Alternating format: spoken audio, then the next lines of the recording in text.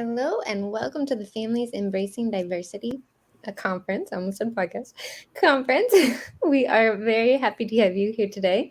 Today I am with Aditi, who unfortunately isn't feeling very well, so we're gonna make her talk the least amount possible.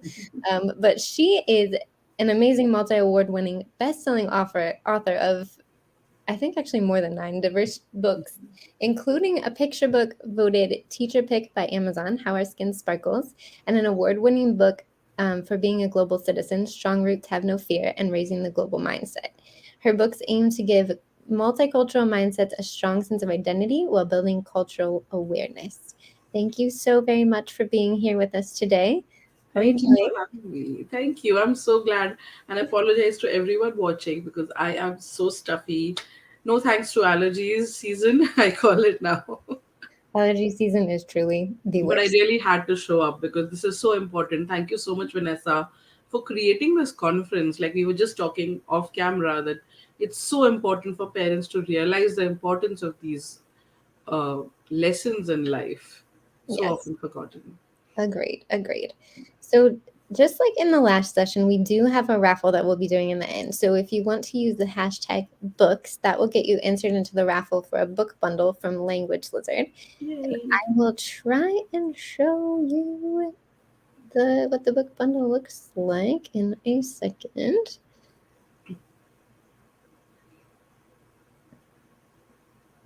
Never mind, I have to have it pulled up on here. To be continued. I will show it to you at the end, but it is three books about basically being friends and getting along and all of the important topics we were just talking about. And they're available multilingually, and you can pick which languages you want them to be in. So that's a pretty wonderful resource. Um, so, to get started, can you tell us what cultural mindfulness is? I feel like many people haven't heard that term before. Yes. So it's something that I have almost coined per se. It's actually nothing but, in my perspective, observing culture as a whole. Things that we tend to take for granted, not just your religion, your language, traditions you follow at home, but also cultures of maybe, for example, having a wine after class, after at the end of the day. That's a cultural norm, right? So when I talk about cultural mindfulness, my point of bringing it forth is to understand why a culture is, in effect, accepted by most, and whether or not you should imbibe it within your own life. That makes sense. So how can having cultural mindfulness help our kids?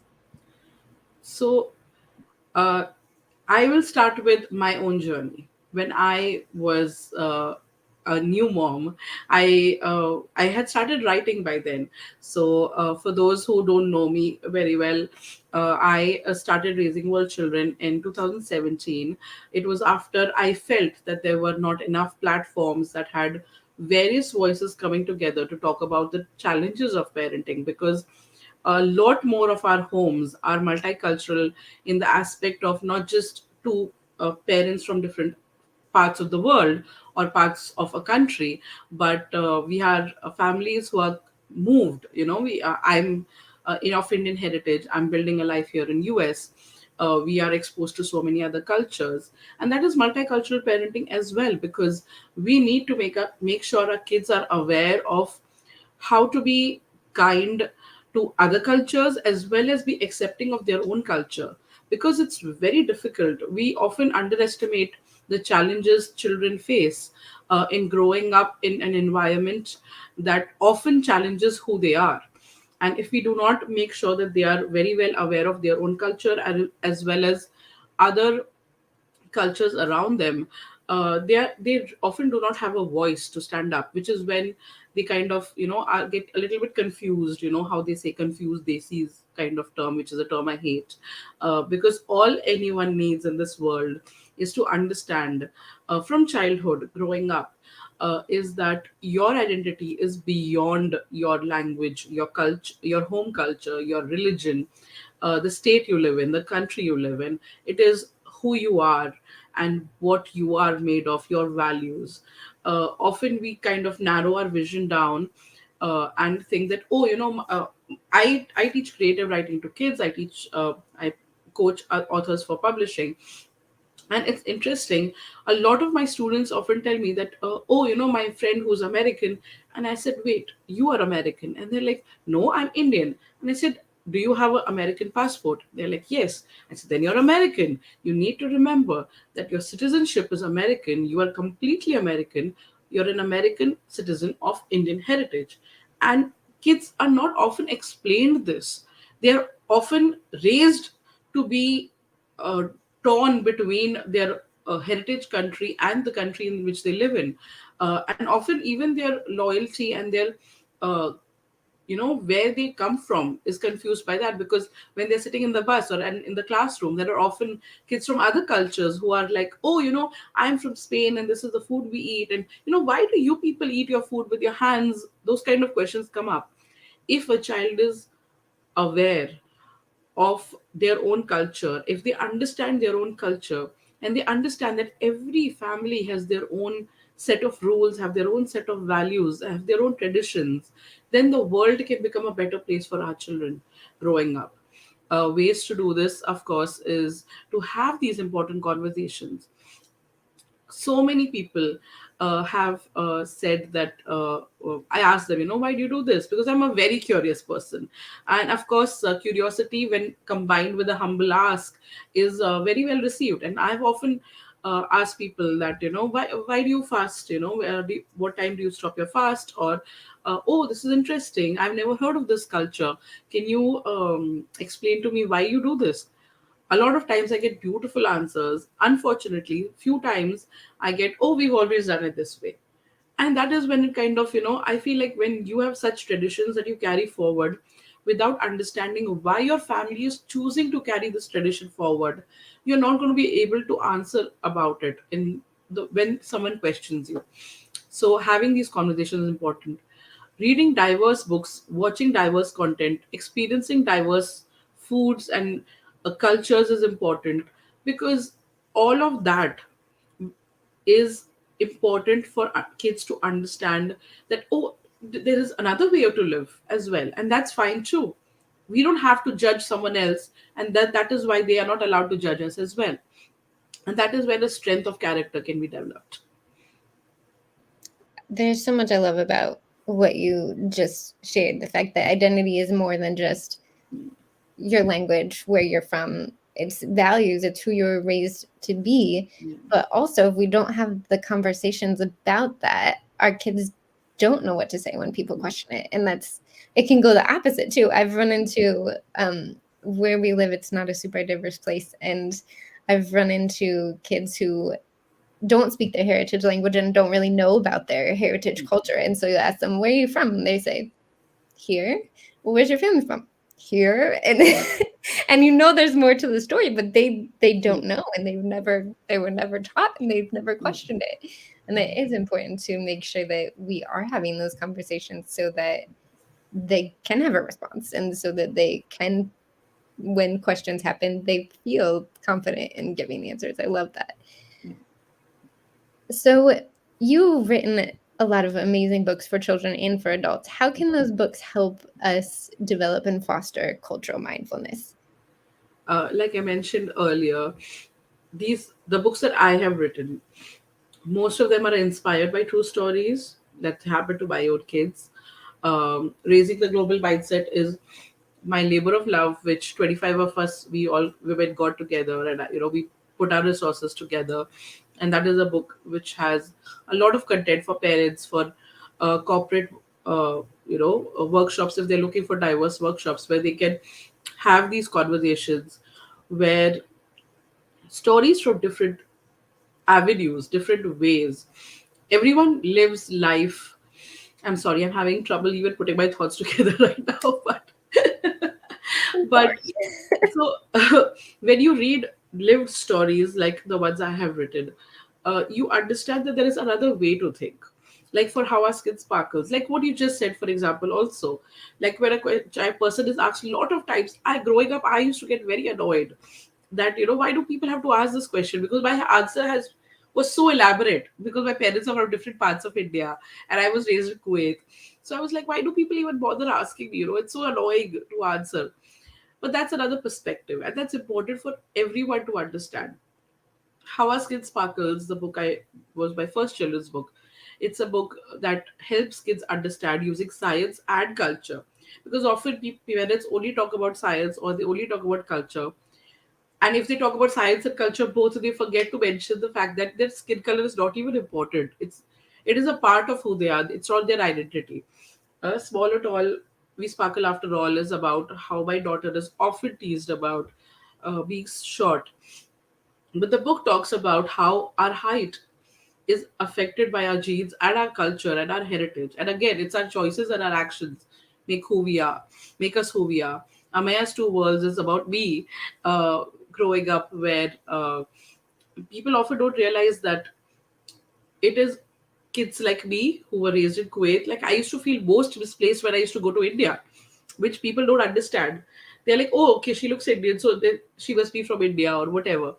But it is like I feel more at home in US now than I would ever in India because there's a different mindset of people over there. I mean, I don't know now, it's been years since I was a kid, but now times change and things change.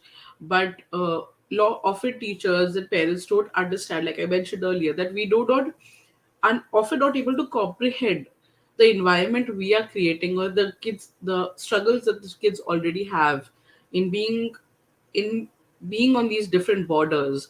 When someone asks them, okay, like where are you from, it's a challenge for them because they feel they belong here. So for them that answer is very natural, that I'm from here. Like for them it's not about where my parents are from or where my heritage is from. For me, like now I was working last year, I worked for a few months in a corporate job, and someone asked me, it's like, so where are you from? And I said, I'm from America. And they said, no, no, I mean, where are you from? And I said, like, no. Then she said, no, where is your citizenship? I said, American. And then she was like, okay. Everyone started laughing, and I said, no, I'm teasing. I was teasing her, and I was laughing, and I said, but these are challenges that you can see in the stories that are written, thankfully, by more and more diverse voices that are coming up. Even within the fictional book I wrote, is it has 30 stories that I have seen people go through. These are stories that you will see. I'll be talking to you over a coffee that, oh, this happened in my house. And, there are moments that often we have these biases, these unconscious thoughts. We don't even have, we are not capable of reflecting on it because we don't know that we have those thoughts, kind of. So when you read others' experiences, when you read other stories, when you read other voices, like Strong Roots Have No Fear is about, it's a parenting book, but I never preach that, oh, I'm a wonderful parent and this is a way to parent. Whatever I have applied for my kids is by understanding the fact that my child is unique. They are not like me, they're not like my parents, they are completely different human beings. And that is where your parenting needs to adapt per your child. You cannot read a parenting book and parent your child accordingly. You cannot have one. I honestly don't understand positive parenting and mindful parenting and all these kinds of parenting, because every single moment in your child life requires you to be a different kind of parent. With your two kids, I have two kids, they both are different as chalk and cheese. They have the same parent, me, but I parent them differently. And that is what my book talks about, where I have been honest and said that I have treated my son different than my daughter, not because they're a boy and a girl, but because they're different personalities. And we need to understand that we cannot have one line and walk on that one line, be it on culture, be it on religion, be it on language, be it on parenting our own kids or dealing with them or the environment around us. That is where nuances come in. That is where we need to understand that every person, that is why stereotypes don't work. Why do people get offended about stereotypes? Most of them are true, but there are always exceptions to the rule, and we need to be have an open mind for that. And that is where all these books come into play, where books like mine or other books written by authors of color who talk about their experiences in a format in which a child can understand it. And isn't it beautiful to be able to get at that level and explain to the kids themselves that, hey, you know what, you're not defined by anything other than your own actions. So you don't need to get into this box, because the world tries to box us. Every person you meet has a way of trying to fit you into their mold, or trying to find a category for you by language, or by the food you eat, or by what games you play. But at the end of the day, nothing has to define you. As you No one has a right to define you other than yourself. I love that. That is such a good point. And you're right. No one, the boxes don't explain Yeah, anything but a minute detail about you. It's not who you are. It is, this exactly. is a detail of my life. So Yes. even who, where are you from? What are you? All of those questions, people just want a detail. Yeah. I think the last time you talked, you said to say instead, "What is your story?" And Exactly. I Yes. love, I Yeah. love that because that's what we really want to know. We're just asking Yes. it in Yeah. small, Yes. nuanced ways that don't And actually get to what we want. excuse me. And even like when we talk about getting offended by things, like I'm tired of everyone getting offended by everything, because the fact of the matter is, often people don't know better. So you can always nicely, in a polite and subtle way, explain to them, and open their mind about it. Yes, your job, I understand where people come from, where they say, oh, my job is not to educate people. But if not you, then who? Maybe you're the first person they are meeting, of your culture, or maybe you're the first person they're interacting from your part of the world, or maybe they've never met a person who looks Indian, but like me, like I can never understand lot of other Indians mentality in a lot of things. So it's that's just how it is. Yeah. So be humble in your ask, of course. The tone and the nuances matter, and we allow for the grace. I'm a big believer in grace these days, for myself, giving it to myself, because we are very hard on ourselves, and to others, where encourage your kids to ask questions, but teach them how to ask those questions. Mhm. Remember not to be like, oh, you're eating this food, oh, that's icky. Instead, why are you eating this food? Is it healthy? Is it where are you from? Is a wonderful question to start a conversation. That's the basic question most people know. But Mm. what's your story is wonderful. Where have you, but an easier way is to say, where are you from? And Yeah. if someone says that, and it's absolutely fine, because that's just, that's their way of, at least they're making conversation with you. Learn to see the positive in things. Right. So yeah. Yeah. That is a great point about learning, teaching your kids and modeling how to ask those questions because Exactly. it's not bad to be curious and want to learn Exactly. about someone else's Yes. life, Yes. but asking it in "you owe me an explanation" or "you have to explain everything to me" isn't Yeah. exactly the tone we want to use. That is very true. Yes. So, how can people find out more about you, your work, your wonderful books? Where can they find you? So everything is there on raisingworldchildren.com. I All my handles are Raising World Children. You can contact me anytime, and of course, I'm always available via DM. I live online, I feel, half the time, especially since this has happened. I'm online more silently than saying things, or making reels and stuff.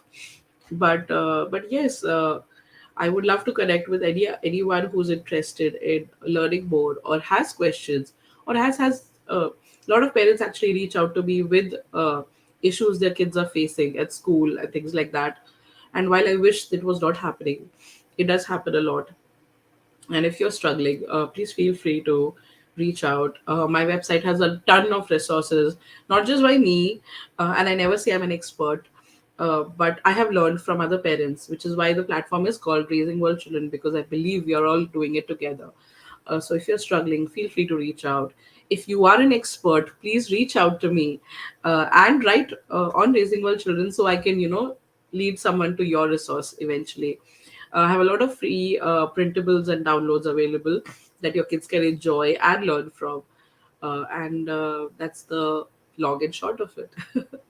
Perfect. And I will make sure, actually, in the description is your website name, Raising World Children, and it will also be on the summary page Yes. that goes out at the end of the conference. Perfect. We still have a little bit of time left for any questions anyone might have. And if you do have a question, feel free to add that hashtag book so that you can join in the raffle for the Language Lizard books. And I'm going to try and pull them up so you can see them now that I figured out.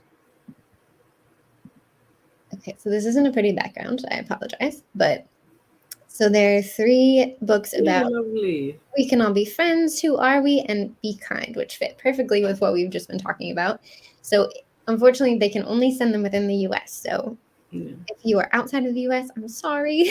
But I do believe, Aditi, you were mentioning you have a digital download that people Yes. could use to connect with you, correct? Do you want to tell us about that? Yes. So I have the diverse. I've created 9 books, building on the conversation around diversity, inclusion, and self confidence. But one of them is an activity book that is about Diwali, Hanukkah, and Christmas and world cultures.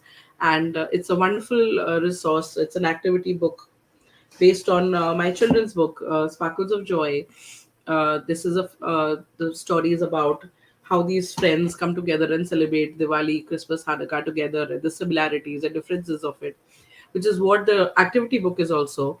But you can get a free look at the activity book and download a few pages of it to get an idea of it, and of course, just have fun with it. Because the resource is wonderful for anyone who's looking to help their kids develop a global mindset. Perfect. And they can find that just by going to Raising World Children, correct? Yes, raising one children. Dot everything is Everything's there available. If you just like scroll down, all you need to do is scroll slowly down. perfect, perfect, And perfect. I believe one of them is a pop-up. So, and there's Okay, a printable section. So if you enjoy different festivals, if you are curious about Indian festivals, you can go to the printable section, and there is a whole section of printables inside. So you'll find Christmas, Diwali, Hanukkah, Lodi, uh, Holi, Janmashtami. All these festival printables are there on that perfect. section. Wonderful, wonderful. That is what I love about all of your books and resources. It's all very research based. Like you said, you never say, I'm the expert. This is how you do it. It's this is a story. This is why skin color varies. This is how you explain it to your kids. They're Yeah, so straightforward. because How Our Skin Sparkles started with that. Like, first I wrote Strong Roots Have No Fear because it's a collection of my most loved, because I was a freelance writer before that. So all the articles in Strong Roots Have No Fear were articles that people enjoyed a lot, and I put them all in a book and tied them up with my story of my me being raised as a third culture child. And then when How Our Skin Sparkles happened, it was because my son uh, had the question asked to him, like, "Oh, you look different than us," because he was in a class with mostly Caucasian kids. And he came home, and it wasn't mean or anything. It was a very genuine question.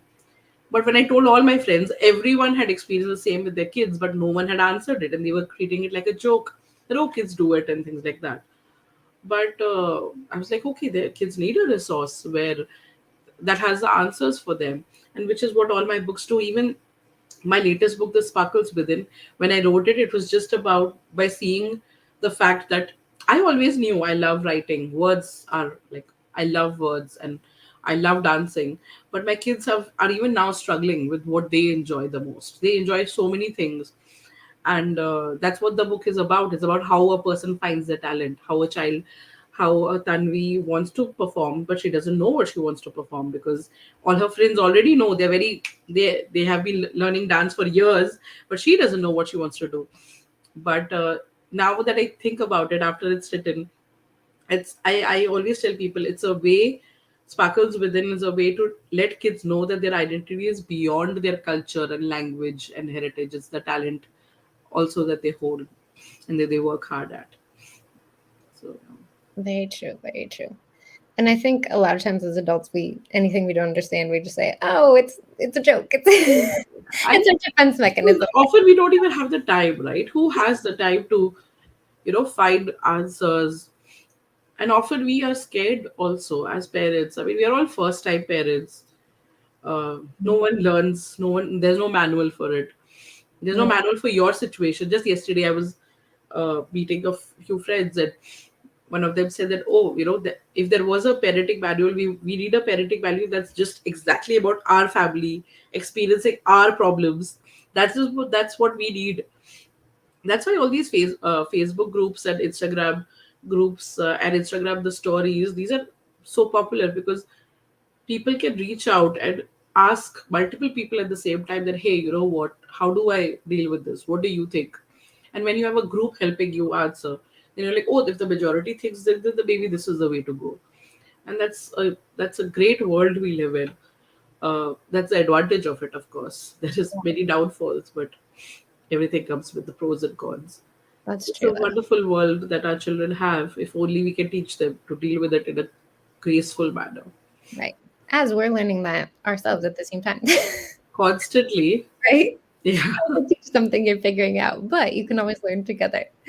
That's perfect. So if there aren't any other questions, I'm going to go ahead and run the giveaway. So it looks like